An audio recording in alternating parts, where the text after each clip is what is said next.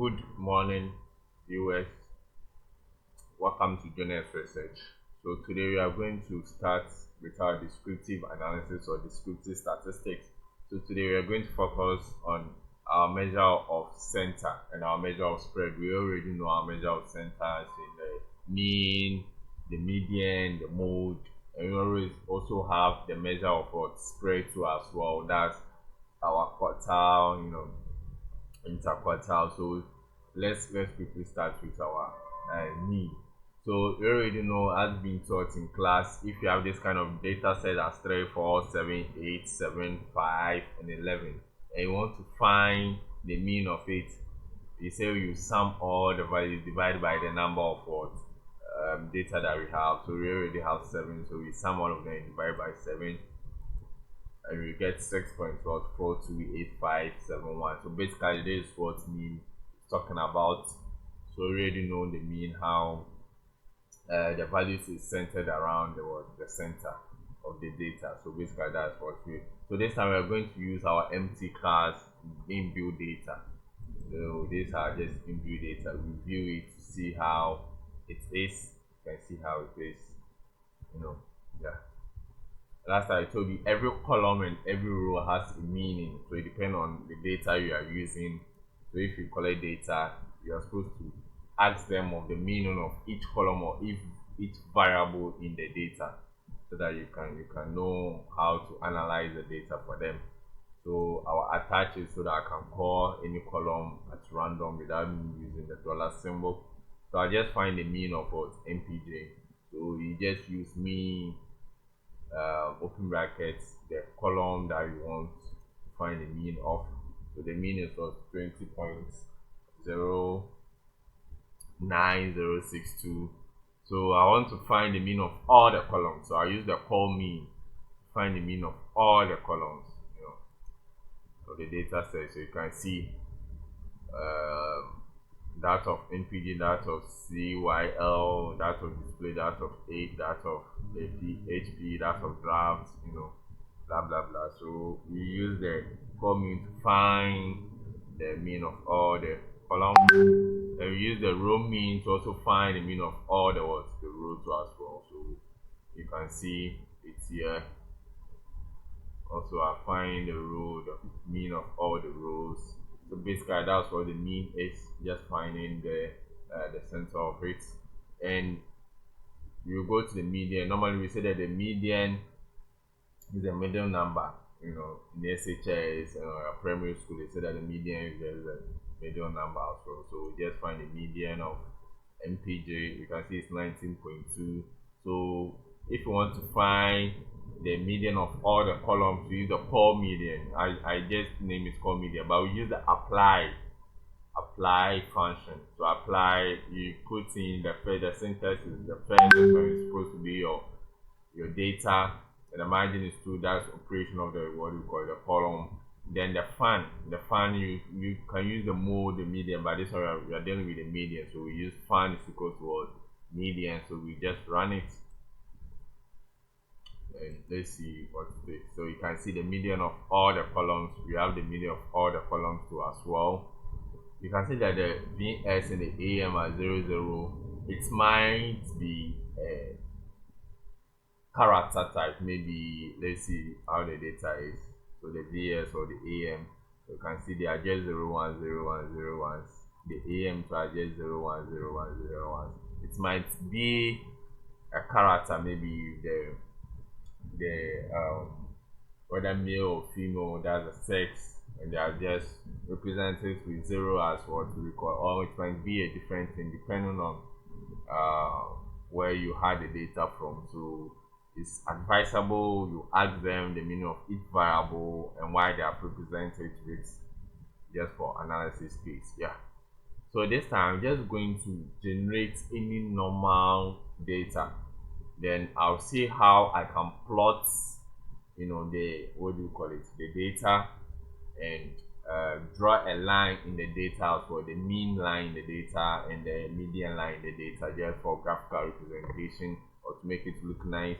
So I just using the R norm just to generate any 100,000 number I want. So I'll just generate, let's see,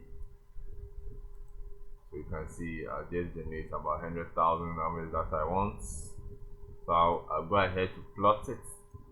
So I'll plot use the density just for it to give me in the density type, not the normal plot, but we use the density so that it will give you in this kind of form. And I'll use the upline, v is equals to, so the first exercise is the vein, that's the line that you want. What should we do about it? So we want the mean of our data set, and as I said in the previous video, the LWD is just the line, how thick the line should be. So I'll just do it, and you can see, so it has given us the mean in the graph. So you can use the mean, you can represent it in a graphical form too as well. You get me? So this time I just want to know the difference between the mean and the median, which one is best, and which one is more closer to the center of our data. Do you get me? So I'll just generate any data type that I want. So this one, I use the RX just to generate any data type that I want. You already know how to generate data in our previous video. If you don't know, you just go straight to our previous video and go and learn how to generate data type that you want. So I'll just run it. Let's see how it is.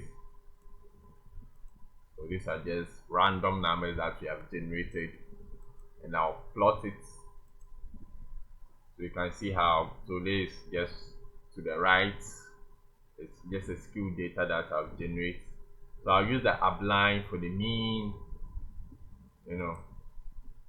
draw a line in it so you can see how the line is. And now the median, by this time the median is just basically the same thing. Use the upline, use this one is just mean here, and here is just what median. By this time I just want to differentiate, so I'll use just the color to differentiate it as well. So I'll run it, and you can see, so the red is for the median and the black is for the mean. So you get me? So you can see that the median is rather closer to the center. So normally we say that mean is normally influenced by an outlier. If they say outlier means a very big number. In our data set, if we have a very big number, you can see that the median will just go close to that bigger number. The bigger the number, the more the median go close to it. You can see, so it normally pushes, outlier pushes the mean value. You get, but the median normally remains the same, or it doesn't normally be affected by an outlier. You get me? So that's it. So we normally, if you have a data set and there's a huge outliers in it, normally people try to prefer the median more than the mean, in trying to describe the center of curvature. So let's generate another one. So I've just generated any outlier number. So this one I just generate any random 50 numbers and an outlier.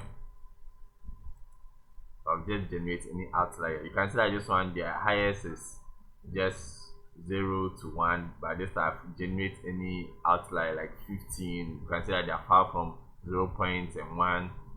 So I'll just combine them into one and I'll plot them. You can see now the outliers are here and the raw data sets are here. So these are the outliers. Let's see which one will draw close to the center, that's the apex of the data set. So I'll do that for the median. You can see where the median lies. I'll do that for the mean lies, and do that for the median. You can see that the median is in red. You can see that one is even more closer to the center of our data more than the mean. So as I explained earlier on, the median is normally advisable to use when your data is very skewed. So let's go to mode. The mode is set at the number with the highest frequency in our SHS study. So this time try to generate any data of my type. Just heart and sat. So I use table in our previous video just to get a summary of any column or any data set that I want. So I say table of our data. And let's see how it is. So you can see that the highest is what? The heart, which is what? 3. So that's basically the mode. So these are just basic of what we are going to do. So I just go straight to the measure of spread as well. We just want to know the range. We know that the range is the maximum value minus the what? The minimum value in your data set. So I just run it. We already know our maximum. So this is our maximum. The maximum is 33.9. The minimum is what? 10.4. So if you find it, you can say this will be our what, our range. If you know the what, the quantile, so we want to know the quantile of all of them, the first quantile, the third quantile, and this one. So these are the zero, this is our first quantile. Our 50 is always the what, the median as well. So this one, we just want, it gives the 5, and now give us the summary. After this time, it will give us 0, 25, 50, 75, and 100. But if you use the 5 num, it will just give you the numbers too as well in general things. Either you go, maybe if you are forgetting of the quantile, you can use the 5 num as well to just do it. Or you can use the summary of it. You can see summary give you the minimum, the first quartile, the median, the mean, the third quartile, and the maximum number. Yeah. And now you can use the interquartile range. We already know the interquartile range. There's the third quartile minus the first what, quartile. So you can use that one to find your interquartile range as well. And now we just want to plot our quartiles. We just want to plot them and see how it looks like. Yeah, so you can see how it looks like.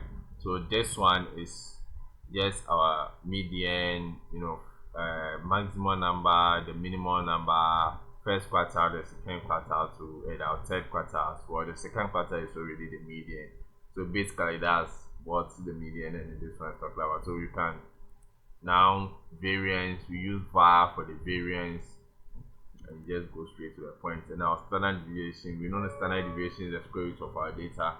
You can use the square or var, or you can just go straight and use SD of your data set. So basically this is what we are talking about. Gradually we are just getting close to our descriptive analysis. So basically we just have to know these basic ones so that we can just go straight to it. So today that's basically what we have learned. So thank you for your time. So you like and you subscribe, then you go straight to our next video. Thank you very much.